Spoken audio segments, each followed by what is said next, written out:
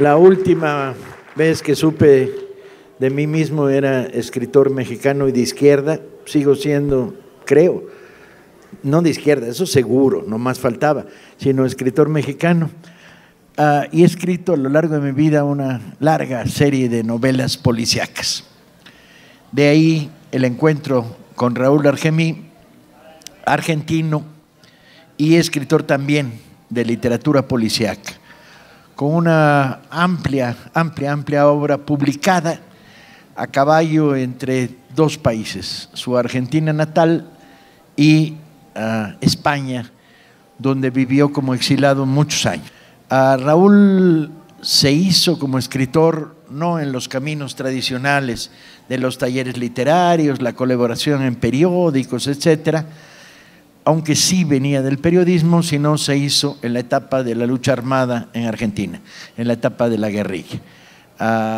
Detenido, torturado, condenado a muerte, se salva de milagro, termina en una cárcel en el sur de Argentina y ahí empieza a cocinar lo que sería su primera novela, misma que publica de una manera poco comercial, tradicional, y queda aislado al salir de la cárcel en Argentina.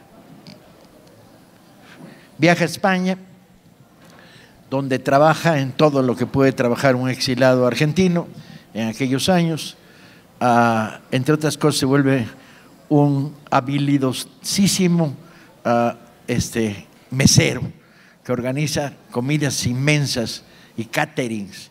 Y mientras tanto empieza a trabajar ya de una manera muy sistemática en sus nuevas novelas policíacas, que tienen un éxito sorprendente en España. Raúl ganará en los primeros años de su trayectoria como novelista policíaco, ganará consecutivamente 3 premios importantes. Raúl Argemí, que está ahí, ese es. Apláudanle, pues si no va a pensar que llegó a otro lado, que llegó al lado equivocado. Y sus primeras novelas policíacas van a recibir una serie de premios. Lo que las caracteriza, si es que tienen alguna característica muy especial, es que son, como todas las novelas de lo que se llamaría la generación de la novela negra latinoamericana, con una fuerte carga política, con un tono en el que se mezcla la aventura con la novela y empieza a tener una fuerte presencia en el grupo hispano-latinoamericano. Estaba contando tu biografía, compadre. Qué bueno que no estabas para que no me corrigieras.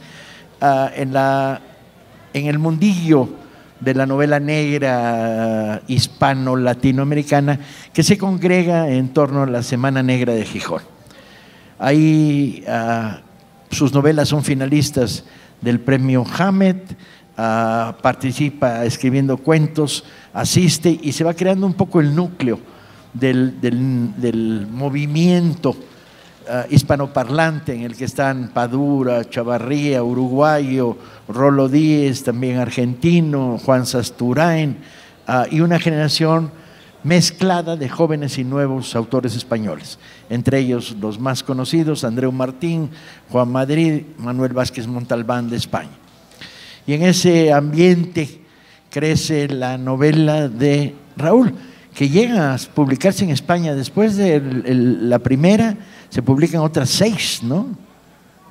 9 novelas publiqué, 2 de ellas para chicos en realidad. Que no, las para chicos no cuentan. No las cuentan, las otras son 8. ¿Incluido El Ratón Pérez? No. ¿Incluida? El Ratón. Sí. No, esa no se publicó en España. Esa nunca se publicó. Esa no se publicó en España. Y entonces le dan un espacio en la literatura latinoamericana. Por razones de las crisis sucesivas y permanentes que se producen en las economías españolas, Raúl regresa a Argentina, donde vuelve a su oficio de periodista y donde continúa escribiendo. En México, afortunadamente, sus novelas han llegado con el sistema del goteo. De repente aparece 1, 4 o 5 ejemplares, 2, 3, 4, 5, y es conocido solo en el mundo de los narradores de novela policíaca, que lo consideran una de estas figuras que se arman alrededor de la idea de que es posible hacer una nueva novela en América Latina a partir del género policíaco. La pregunta obligada es, bueno, ¿por qué el policíaco? Aunque la respuesta yo creo que está en las propias novelas, ¿no? Bueno, creo que sería... Primero, buenas tardes, disculpen por eso que llegué tarde, pero tuve una demora. Creo que sería subestimar a toda la gente que no viva dentro de un tupper el desconocimiento de la realidad. El hecho policial ocupa nuestros días en la televisión, en la radio, en todos lados, y con una característica absolutamente muy marcada en toda Latinoamérica, que el hecho policial no se limite a los ladrones y a los policías, sino que el hecho policial, la corrupción, el robo y todo lo demás, está profundamente implicado con la política. Sí, creo que no se le escapa a nadie eso, ¿no? Y entonces esta novela negra latinoamericana se diferenció porque en toda Latinoamérica pasa eso, y la gente... De pronto empezamos a escribir y uno terminó la novela negra, no porque se hizo el vivo o eligió un estilo, porque era la única música posible para contar lo que quería contar. Partiendo de una estructura policíaca, de novela policial, que nos remite, si quieren, a la novela de enigma, de pronto terminamos en otra cosa mucho más bestia, mucho más clara, que tiene que ver con la implicación política. Yo no sé si alguno de nosotros se lo ha planteado. Yo en este momento conozco nuevos autores muy jóvenes que están escribiendo en Argentina y que no tienen ningún prejuicio de lo que tuvieron los autores de la década del 40 en pensar que la novela policial era un género menor. No, escriben novela negra, no tienen ninguna duda, escriben novela negra, y su novela negra es fuertemente política, fuertemente implicada con la realidad, porque es la que viven todos los días. No sé si eso explica yo por qué yo llegué ahí, pero creo que llegamos todos ahí de la misma manera, ¿no? Sí, lo que pasa es que quizá nuestra generación tropezó con el primer bloqueo, que era, ustedes hacen literatura de género, porque hay una literatura sin género, que es la literatura, y hay otra literatura de género, que es como de divertimento. Este prejuicio que estaba enraizado, bueno, yo lo viví cuando empecé a publicar novela negra en México de una manera bastante brutal, crítica muy negativa, desconocimiento por parte del ambiente literario de lo que estábamos haciendo en aquella época, muy pocos autores en México, prácticamente dos, Rafael Ramírez Heredia y yo, al que luego se vino a sumar, yo creo que el más interesante de los autores de mi generación, que es Juan Hernández Luna, aunque llega tardíamente. Pero ganamos la batalla a partir de que los lectores no hacían ese distingo de la literatura de entretenimiento. Lo mismo les pasó a ustedes, pero además lo mismo te pasó en España, donde además tú contabas historias argentinas. Bueno, yo hace poco fui invitado a un homenaje a Antonio Di Benedetto, un escritor mendocino ya fallecido, que extrañamente me invitaron porque decían Antonio Di Benedetto y la novela policial. Antonio Di Benedetto escribió algunos relatos de estilo policial, digamos, inglés. Yo a Antonio lo conocí en la cárcel. Yo estuve 10 años preso por razones políticas en Argentina. Él también estaba preso, estuvo menos tiempo, pero estuvo preso, y nos conocimos en el patio. Entonces me invitaron a mí. Y entonces tuve una mesa en la que terminé muy mal, no me van a invitar nunca más, porque terminamos por poco...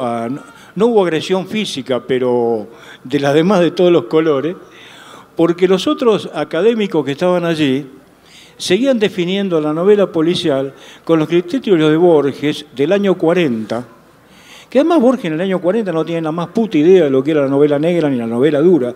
Él pensaba en términos de la novela inglesa, y estos seguían hablando de la novela de género, y yo defiendo que la novela negra no es un género, que la novela negra rompe todas las fronteras, que hay que hacer un esfuerzo brutal para crear un género a su medida, porque abarca cualquier cosa. Y estos seguían opinando como la década del 40, ¿no?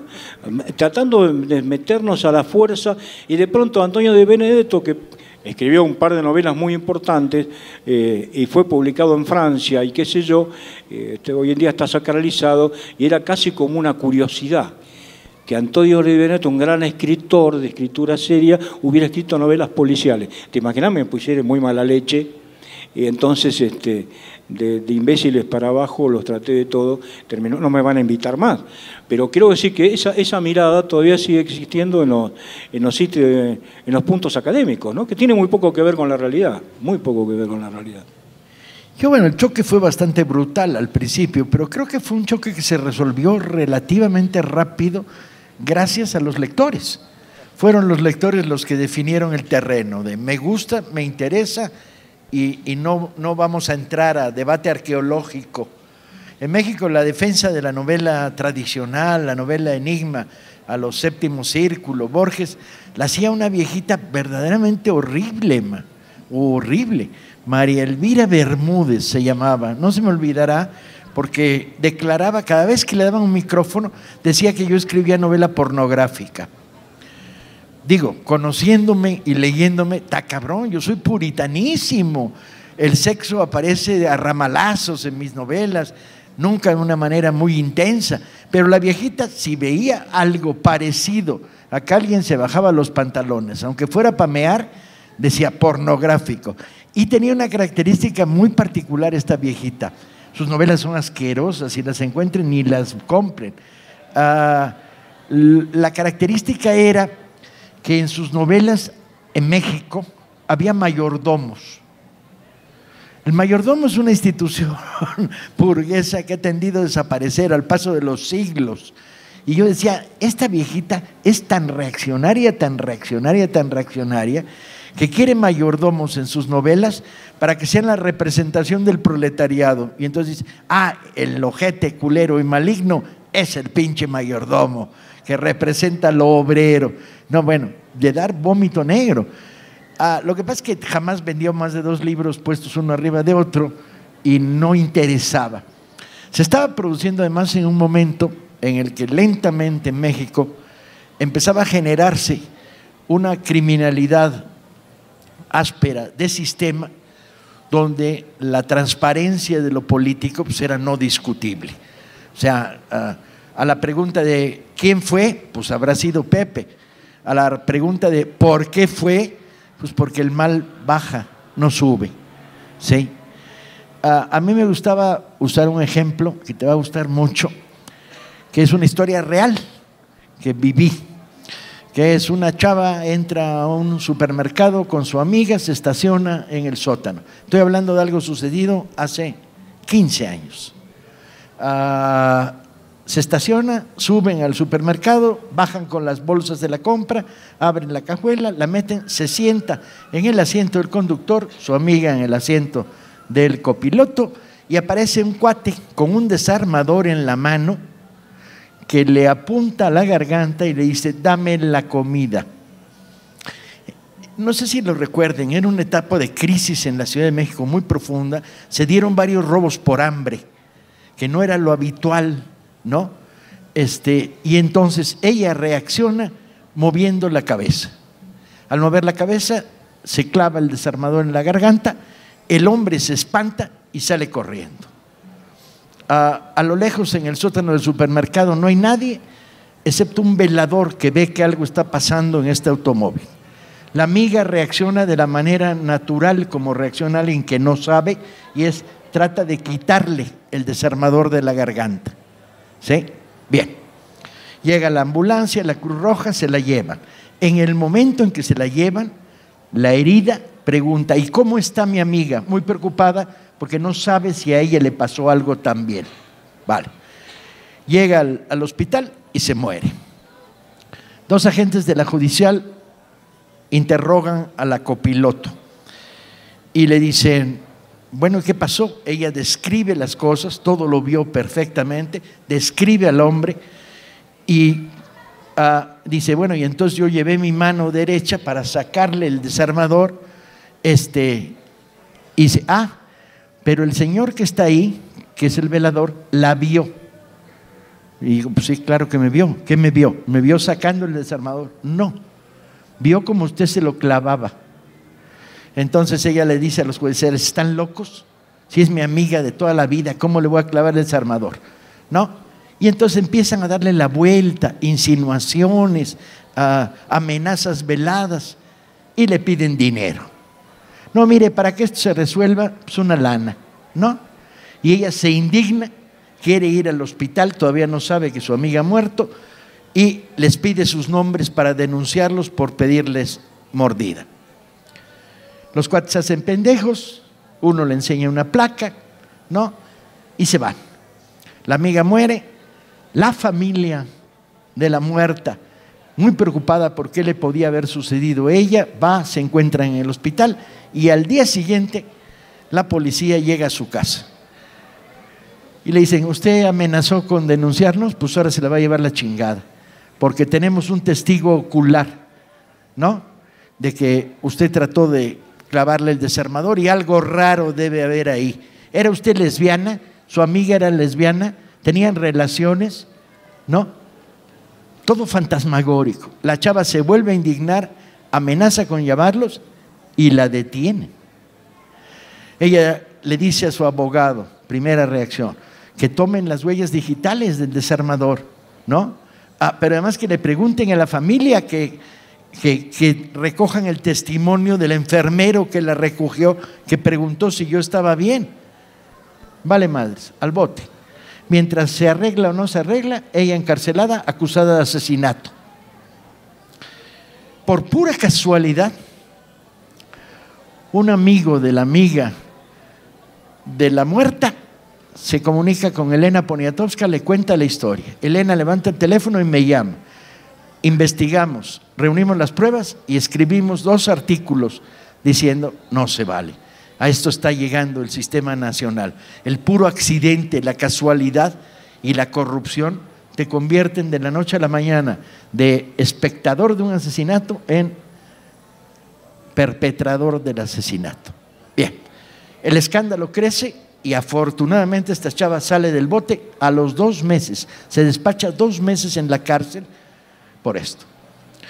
La pregunta era: ¿cómo lo cuentas? O sea, solo en un país donde la corrupción policíaca ha sustituido cualquier forma de investigación, puede producir cosas como estas. Leyendo un atestado años después de la detención de los hermanos Cerezo, el atestado policíaco eran páginas y páginas y páginas, y era la lectura más pinche surrealista que ustedes se pueden imaginar. Página 1. Y entonces estallaron en la puerta del banco varios explosivos. Página 2, testigo. Bueno, no eran explosivos, eran palomas. Las palomas son esos triángulos para que los niños usan en juegos, bla, bla. Bien, y rompieron vidrios, bueno, rompieron uno. Y entonces vieron salir un coche huyendo. ¿Quién lo vio? Unas testigas que estaban enfrente del banco. Nombre de esas testigas: inexistente. Y unos chavitos que estaban jugando al fútbol. Nombre de esos chavitos: nada. ¿Cómo era el carro? Era un Datsun gris. Bien, la policía persiguió al Datsun gris. ¿Cómo lo persiguió si no estaba ahí? Y varias cuadras después descubrió a un Oldsmobile verde. Pues no, que era un pinche Datsun gris.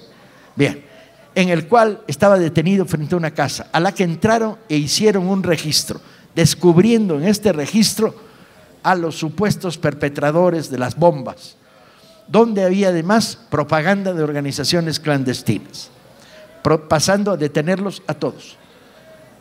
Bien, hasta ahí. ¿La propaganda era ilegal? No, era propaganda de ONGs. Los perpetradores eran 3 chavitos y 2 personas más, de entre 16 y 20 años. ¿Sí? ¿Por qué habían puesto una bomba que ni bomba era en un Datsun gris que ni Datsun gris era? ¿Por qué? Bien, pero no en esa casa, sino en otra casa se realiza un segundo cateo, donde se descubren armas. ¿De quién era la segunda casa? Sepa su puta madre. ¿De quiénes eran las armas? ¿Qué armas eran?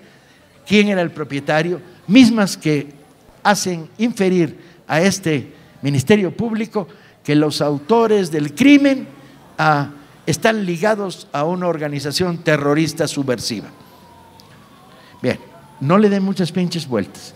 Con una investigación de ese tipo, los condenan a 18 y 20 años de cárcel a 3 adolescentes, los hermanos Cerezo, cuyo único crimen es que eran hijos de 2 dirigentes del Ejército Revolucionario Popular, el ERPI, ¿no? Y que los meten a la cárcel para chantajearlos, para encontrar a sus padres. Revisa sus biografías. Uno de ellos es estudiante de filosofía en las mañanas, de sociología en las tardes. Está haciendo 2 carreras. En los ratos libres hace alpinismo. He ahí porque es guerrillero. Todo el mundo sabe que nadie sube al popo a lo pendejo. Solo subes al popo si eres guerrillero.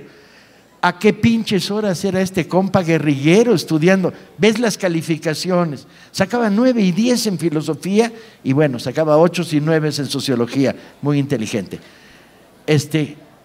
¿Y a qué horas? El segundo hermano colaboraba en una distribuidora de café. Pecado, café. ¿De dónde viene? De Chiapas. Zona de la rebelión zapatista. Chíngate. Condenados a cárcel. Condenados a prisión de máxima seguridad, aislamiento. Cuando me llega el expediente, lo primero que hice a través de la hermana que casualmente la habían dejado libre, es mandarles libros. Les mando una biografía del cura Hidalgo que yo escribí. Me la devuelven, no se los dejan pasar. En una cárcel de alta seguridad al que un adolescente lo condenas a no leer una biografía del padre de la patria, agárrate. Hubiera mandado una constitución, también lo hubieran rebotado, valía madre, se trataba de castigarlo. No les dejan tener lápices, no les dan papel para escribir. Y los tienen condenados 5 y 6 años. No hay investigación. Lo que hay es un sistema de impartición de injusticia, nunca la palabra mejor dicho, que carece de todo tipo de investigación, solo tiene motivaciones políticas o de corrupción. ¿Qué chingados vas a escribir entonces?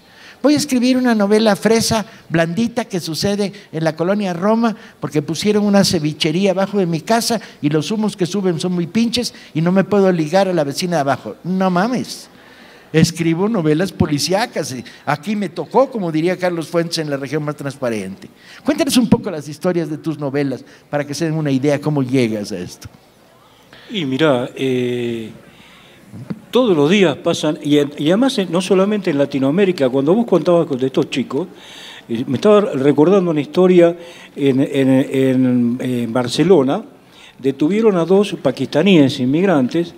Un pakistaní en Europa tiene cara de culpable, ¿no? No sé cuál es la cara culpable acá, pero en Argentina, si uno tengo menos posibilidades yo que me pidan documentos que un chico morocho que sale de la villa. ¿Está claro? Ese tiene más cara de ir para adentro. Aunque sea un ángel. Bueno, todos pakistaníes los culparon de un homicidio. Dieron un montón de vueltas, en realidad en el expediente no consiguieron ninguna prueba de nada. Eran pobres los infelices, tenían al abogado de oficio, los condenaron. Los tipos en la cárcel siguieron insistiendo que eran inocentes, pidiendo que alguien investigara porque eran inocentes. Insistieron. A los 3 años de estar preso, uno de ellos murió en la cárcel. A los 5 años, otro preso que estaba muriendo, esto parece de novela romántica, ¿no? Que se estaba muriendo, se hizo cargo de que él había hecho la violación. Y entonces cuando le hacen comparación, un juez se comide a partir de esa denuncia, a hacer un análisis de su sangre y comparar con los restos, las características del semen que habían encontrado en la violada, toda esa historia, era cierto que era el tipo. Y entonces, claro, el que estaba vivo de los 2 reclama la anulación del juicio, lo lógico, de que se equivocaron, que anulen el juicio, declaran que él es inocente. No. Si usted espera a alguien que la justicia dé marcha atrás, está jodido. Lo que hicieron fue indultarlo. O sea, lo pusieron en libertad, pero el indulto significa que te perdonan la condena, no que seas inocente. Este hombre siguió desesperado. Un periodista muy joven de Andalucía, que estaba terminando el estudio en Barcelona, los conoció, se puso a investigar fuerte, fuerte, fuerte, y presentó un libro donde estaba toda la investigación a un concurso de textos de prensa de Buenos Aires, y lo ganó. O sea que el libro ese se publicó por primera vez en Buenos Aires, y luego apareció una editorial en Barcelona que se lo publicó, y yo lo entrevisté justamente a raíz de esto. Y cuando yo lo entrevisté ya pasó varios años, y el pobre infeliz que había sido condenado por violación, y seguía condenado por violación e indultado, porque ningún juez va a reconocer que hizo una macana, que sometió la pata. No, no, no.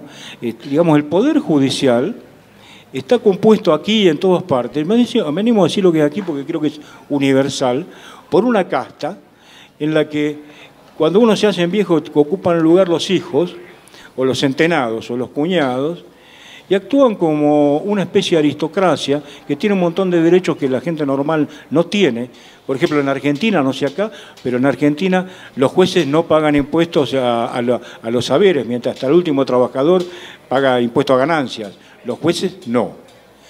Y tienen unos sueldos maravillosos, ya me gustaría a mí jubilarme con el sueldo de un juez, por favor. Y siempre actúan fabricando las pruebas necesarias para que algunos pierdan, y los que pierden son siempre los mismos. O sea, cuando uno está viviendo esa realidad, la mira todos los días, ¿de qué va a hablar? ¿De los peces de colores? No sé, se puede hablar de los peces de colores, claro, también. Sí, tú escribes sobre peces de colores. En una casa donde hay un asesinato hay unos peces de colores. Sí. Bien. Son buenos testigos los peces de colores, no hablan. No hablan. Hay un espacio de delirio.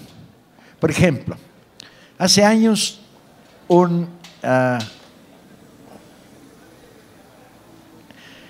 candidato al licenciarse como abogado en Derecho me enseñó su tesis y tenía algunas cifras que yo no le creí, me parecían pasmosas. La que más me impactó es la siguiente. Si en México fundas una panadería, tienes en Ciudad de México, tienes 42% de posibilidades de sobrevivir el primer año. O sea, de tener éxito por lo menos durante un año para ir hacia adelante. Si cometes un crimen en esos mismos años en la Ciudad de México, tienes 96% de posibilidades de que este crimen no se resuelva. No hay nada a escala planetaria. La respuesta es fácil, ¿cuál es más negocio, no? Mejor negocio que la criminalidad. Pero esto se multiplica en todos los espacios de la realidad. La pena por robarte un gansito marinela en un Oxxo, ¿sí? Por cierto, no se roben gansitos marinela, cada vez están más pinches, ya no son como los de antes. La pena puede ser hasta de 2 meses de cárcel. ¿Ok? Bien, en ese mismo Oxxo, el patrón no le paga al chavito que está atendiendo salario mínimo. ¿Saben qué pena tiene no pagar salario mínimo? Ninguna, 0. O sea, el delito, porque es un delito, está tipificado por la ley, de no pagar salario mínimo, no tiene ningún tipo de condena de tipo policial, judicial. El delito de robarte un gansito marinela puede implicar 2 meses de tanque. ¿En dónde estamos viviendo? El desfalco público, de que cualquier funcionario tiene un juicio bastante largo y termina por lo general con una pena muy chica, porque está previsto que sea chica, y tal vez la tenga en potencial, o sea que la cumplirá en su casa. Pero vos me preguntabas recién de dónde salen, me acordé de golpe. Les voy a poner un escenario. En Argentina, a partir de los años 80 y de un invento de inseguridad había porque había problemas económicos, pero la policía ligada a empresas de seguridad privada armaron todo un gran negocio en el que la inseguridad era negocio. Y entonces aparece lo que allá se llamó country, que son barrios cerrados. Compraban una chacrita, un lugar donde plantaban lo que fuera afuera de la ciudad, eso se rellena bien, alambrado alrededor, se vende los terrenos muy caros porque además adentro tiene varios hoyos para jugar al golf, canchas de tenis, etcétera, etcétera, etcétera, guardia de seguridad alrededor todo el tiempo. Entonces la gente empieza a irse a esos lugares. Por supuesto, algunos son muy caros, otros son medianamente caros y otros son un poco berreta, pero para pobres no hay. O sea, todo el personal que trabaje, las mucamas, las cocineras... Traducción de pintores, berreta, chafa. Berreta es chafa. Viven afuera. Sí, bueno, no, pero berreta, chafa. Yo traduzco bien, del argentino. Bien. Y tienen un certificado firmado por quien los contrató, que dice que están fulana de tal, está autorizado, trabaja de tal cosa, en la casa número tanto, del sector número tanto. Lo que significa que si la guardia que está haciendo rondín por adentro le pide los papeles y está en un sector que no le corresponde, la suben al vehículo, la expulsan del boliche y se la entregan a la policía, ¿no? Es totalmente policial. Bueno, en un lugar como esos, en el año 2003, se destapa la muerte de una mujer que había sido... se hace bastante ruido porque ella se había convertido en un personaje de la televisión. Imaginen un country de esos, un barrio de esos, de un standing bastante alto, gente con bastante plata. Una de esas señoras con plata y sin hijos y aburrida, de pronto descubrió que había niños pobres en las calles. Soy cáustico porque la veo así. Entonces junta a otras 4 o 5 señoras aburridas como ella y organiza su propia ONG para ayudar a los niños de la calle, ¿no? Y entonces, claro, es un personaje rarito, empieza a aparecer en todos los programas estúpidos que hay en televisión a las 3 de la tarde, de la mañana, que son la mayoría. Y se convierte en un personaje. Bueno, esta mujer un día va a saltar que la habían matado. Yo estaba por casualidad en Argentina en ese momento, cuando saltan los diarios, y se arma un escándalo brutal porque se descubre que a la mujer le habían metido 5 tiros en la cabeza y que el marido, el hermano, la mejor amiga, el suegro, la suegra y todo el entorno familiar se habían complotado para hacerla pasar como que se había caído a una bañera, se había pegado un grifo en la cabeza, se había hecho un ojo y se había muerto, pobre. 5 tiros tenían en la cabeza la pobre, ¿no? En la bañera, una bañera, agua con plomo era. Bueno. A mí lo que me pegó en ese momento es que la gente, el comentario popular era, pero estos hijos de puta no los meten presos, porque los jueces iniciaron el proceso y como esto era gente bien y gente muy relacionada políticamente, les decretaron la libertad. Empieza un proceso por homicidio y encubrimiento con toda la gente en libertad. Y la gente decía lo de siempre, ¿no? Un pobre roba una gallina y lo mandan a Sing Sing. Bien, es así. 2 años más tarde, un viejo compañero de cárcel que es abogado me hace llegar el pedido de fiscalía, pedido de condenas del fiscal de ese proceso, del proceso de encubrimiento, porque lo separan, no, de homicidio, lo separan en homicidio por un lado y encubrimiento por otro. Yo me pasé otros 2 años leyendo todo para poder entenderlo, porque era una cosa monstruosa, pero lo más interesante es que estaban todas las pericias que había hecho la policía. Mi pregunta es, yo escribí retrato de familia con muerta sobre ese libro, sobre ese material, en algunos casos casi textualmente, porque me hice la pregunta que me hago en el libro es, ¿qué hizo esta mujer para que pasara esto? Vean, yo no resolví quién la mató, no es mi problema, yo no tengo por qué hacerlo, no tengo medios para hacerlo tampoco, pero hay una cosa muy clara. A esa mujer la agreden, ella estaba llenando la bañera para bañarse en el piso alto de su casa en ese country.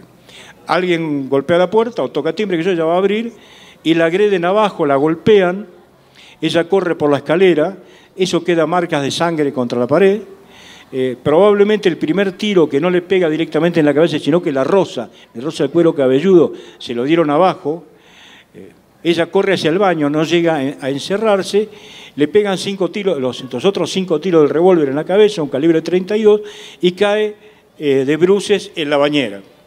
con lo cual la bañera se llena de sangre, bien. En ese momento, por casualidad, poco después llega el marido y la descubre y llama a todos los amigos. Entonces, ¿qué hacen estos tipos? Imaginen, la mujer tiene la cabeza hecha pedazos, sangró todo. Bueno, la sacan de ahí de la bañera, le lavan la cabeza con champú, supongo, ¿no? El mejor champú deben haber usado, para sacarle toda la sangre, todo eso. Ven que tiene agujeros, por ejemplo, un agujero detrás de la oreja, que uno de los médicos que llega por equivocación de la gente de la casa, pero llega y después declara y dice, yo la vi, yo le toqué, detrás, me entró hasta la segunda falange del dedo índice, el agujero que tenía detrás de la cabeza. Los tipos con ese pegamento rápido que en Argentina se llama la gotita, no te lo dicen más, esos que ponen una gotita a uno y si la agarras así te quedas 2 meses con los dedos agarrados. Bueno, le hacen un rulito con el agujero, le ponen la gotita, le pegan los agujeros, la maquillan, le secan el pelo, le cambian la ropa y proceden a velarla. Peor que un perro muerto la tratan, realmente, y se complotan todos porque buscan a alguien que le dé el certificado de defunción para incinerar el cuerpo. Y no lo consiguen. Consiguen un contacto con un tipo que su trabajo es estar en su casa y dar certificado de defunción.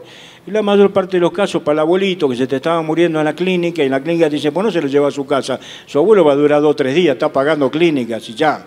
Y uno se lo lleva, se muere, llama y dice, mire, mi abuelo al final se murió. ¿Y de qué murió? Y tenía todo.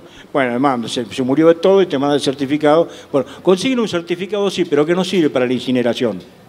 Entonces tienen que enterrarla. Y llaman a una empresa de sepelio, esos que vienen con el cajón, todo. Las declaraciones de los tipos después es fantástico. Dice, mire, yo llevo 30 años trabajando en esto. Nunca me pasó que cuando llego los parientes me dicen, deje todo acá que nosotros nos encargamos. Dice, nunca, porque generalmente dice, mire, está el muerto ahí, nosotros ponemos el cajón, preparamos el muerto, lo ponemos en el cajón, ponemos todas las luces, todo, y después autorizamos, le avisamos a la gente para que pase. No, nos dejaron afuera en el jardín. Entonces, todo ese grupo familiar y amical de la muerta monta el velorio en el rincón más oscuro de un salón, pone delante como si fuera un museo, una cuerda para que la gente no se acerque y no la vea mucho, pone poca luz y la van a enterrar. Claro, todo se hace tan mal que al final salta toda la podredumbre. En el camino, la policía de la Guardia de Seguridad se había enterado que una mujer se había muerto golpeándose la cabeza y había tenido la iniciativa de llamar a la policía. Entonces les avisan, mire, está el patrullero, vino el patrullero acá. Dice, no, dígale al patrullero que no pase. Y el patrullero no entra. Y el hermano de la mujer, de la muerta, para evitar más problemas, llama al departamento de policía de toda la provincia que maneja esa policía, entre ellas la del patrullero, a uno se me dice, mira, a mi hermana le pasó esto, es un accidente doméstico, no, es un desastre, no me mande más policía. No le mandan más policía. No le mandan más policía. Entonces, el tipo mete la pata, el hermano, porque para tratar de redondearla, se acuerda que tiene un amigo, un conocido, bastante conocido, que es fiscal. Y entonces lo llaman y dicen, che, vos sabés que a mi hermana le pasó esto, se cayó en la bañera, está bañando. Yo te invito, vos ya la conociste. Y el otro, el fiscal, bueno, va al velorio, claro, porque no podía quedar mal, va al velorio. Entonces, cuando hablo de velorio, el tipo nota un clima medio raro en el velorio, ¿no? Un clima muy raro, que había algo muy raro. Que lo lleva después, cuando el hermano empieza en el juicio y dice que el fiscal ese era testigo, que podía atestiguar que su hermana se había pegado con el grifo en la cabeza, el tipo se dio cuenta que le habían llamado para usarlo. Entonces ahí se corrió del mal clima que había, de que alrededor de la muerta no había nadie, que estaban todos hablando en secreto en otros lados, viste que era una cosa. Bueno, los entierran, se armó un queso infernal. ¿Qué pasó? Era toda gente muy poderosa, gente muy vinculada políticamente y con mucho dinero. Yo hubiera agarrado a todos los que hicieron ese encubrimiento, Porque pónganse ustedes en el lugar, piensen en cualquier persona cercana a ustedes asesinada, 5 tiros en la cabeza, si ustedes, su hermano, su hermana, su padre y la madre en coche se van a poner a hacer una mentira de que se murió pegándose en la bañera. No, uno se pone loco y dice, ¿quién carajo la mató? No, esto no. Bueno, al final zafaron con 2 o 3 años en suspensión, concentraron todo el peso los jueces sobre el marido. En principio, en el primer juicio, en la primera vuelta, lo absolvieron de homicidio al marido. Cuando yo publiqué la novela había sido absuelto de homicidio, pero la Fiscalía apeló y hubo una revisión y lo condenaron por homicidio, o sea que se comió todo el marrón el tipo. Y ahora, hace poco, 3 meses, le otorgaron la prisión domiciliaria. Entonces el tipo no puede salir de su casa, pero su casa está en un country. ¿No? Así que ha vuelto un poco. Ahora, si cambiamos el sector social, si esa situación pasa en un grupo de gente trabajadora, humilde, que no vive en un country de alto nivel, que no tiene relaciones con jueces y fiscales, que no maneja un montón de plata, todo eso estaban presos y hasta la bola del principio y sin necesidad de prueba. Sí. Yo escribí eso porque a mí me espantó. A mí me espantó que hubieran hecho con esa mujer lo que hicieron. Puede ser feroz matar a alguien, pero además, para ocultarlo, se juntaron, le lavaron la cabeza, le secaron el pelo, le taparon los agujeros con pegamento, la maquillaron, la vistieron. Es monstruoso, es monstruoso. ¿Cómo lo voy a contar eso? ¿Como una historia rosa de amor y de amistad? Yo creo que la respuesta es clara, ¿no? Han sido la presión, el desastre de la sociedad y la falta de profundidad en la investigación. Cada vez que uno se acerca a una investigación, lo primero que descubres es que es efímera. Dura los 3 días, luego desaparece y nadie sabe nada, ¿no? Abres un periódico y lees, un chavito mató a su mamá golpeándola con una plancha. Al día siguiente, el chavito en un tribunal de menores, a los 3 días la información desapareció. ¿Qué hay detrás de esa historia? ¿Sí? ¿Cómo sucedió? ¿Qué situación interna hay entre el chavito y su madre para provocar este tipo de violencia? ¿Cuál es la historia de la madre y cuál es la historia del chavito? ¿Cuál es la historia de los policías que lo investigaron? ¿Qué tan real es lo que ahí pasó? ¿Qué dicen los vecinos? Donde no llega la información, llega la novela. Y la novela te permite un nivel de profundidad que no te permite el ruido mediático en el que estamos inmersos y redondeados. Curiosamente, la novela policíaca se ha vuelto la novela social de fin del milenio pasado, del siglo pasado y principios de este siglo. Curiosamente, la capacidad que la novela tiene para entrar en la cabeza de los personajes, para añadir elementos contextuales, para ir en profundidad a las subtramas y las subhistorias, para ver el conjunto del paisaje y del panorama, esa posibilidad te va a permitir una radiografía de la sociedad mucho más profunda que la radiografía de la apariencia, del ruido, de la información supuestamente. En México además hay un agravante que es el eterno, sistemático y permanente abuso del poder. Vas caminando por tu colonia y de repente ves que no puedes dar la vuelta a la derecha en una calle porque alguien puso una pluma. Entonces te acercas a la pluma y dices, ¿y esto? ¿Sí? Y entonces hay un policía que te dice, no, lo decidieron los vecinos con permiso del ayuntamiento, de la delegación. Dices, ¿de cuándo acá los vecinos son propietarios de una calle? La calle es de todos, hasta donde yo recuerdo. La Constitución o Mancera en el DF no han privatizado todavía las calles, no por falta de ganas, sino porque no tienen todavía el poder para llegar a ese nivel de absurdo de poner una pluma. Entonces le dice a la pluma, levante su pinche pluma, esta calle es de todos, por lo tanto mía, y yo voy a pasar. Respuesta del policía. ¿Y usted vive aquí? No, yo no vivo aquí. Si viviera aquí, usted me conocería y no me estaría tocando las pelotas porque yo quiero cruzar por una calle que es de mi ciudad y es mía. Esta conversación puede durar entre 10, 20 minutos, una hora, volverse trágica, prepotente, brutal. Pueden llegar dos policías a ayudar al pinche policía que llegó primero. Es el retrato de una sociedad completa.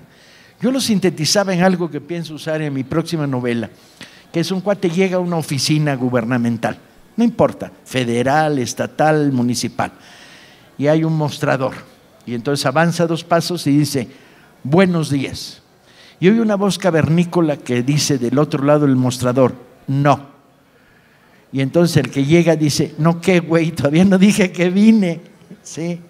A lo mejor venía a preguntarle la hora, a lo mejor venía a preguntarle si quiere usted que le regale 3 pinches jugos de piña gratis y usted compra. No, ¿qué?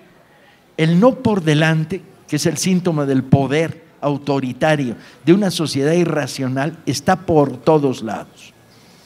Uno de los días más felices de mi vida, acudo al castillo de Chapultepec, dispuesto a ver por enésima vez el carruaje con el que Juárez hizo la peregrinación hacia el norte, perseguido por traidores y franceses. Avanzo y descubro que hay cientos de policías vestidos de civil, y en particular unos un poquito más elegantes. La normalidad hace que vistan como en El Niño Elegante, estos eran como de Zara o de un rollo así, con escudito, y todos con el mismo pinche corte de pelo. Porque deben tener un peluquero que atiende por mayorías, ¿no? Bien.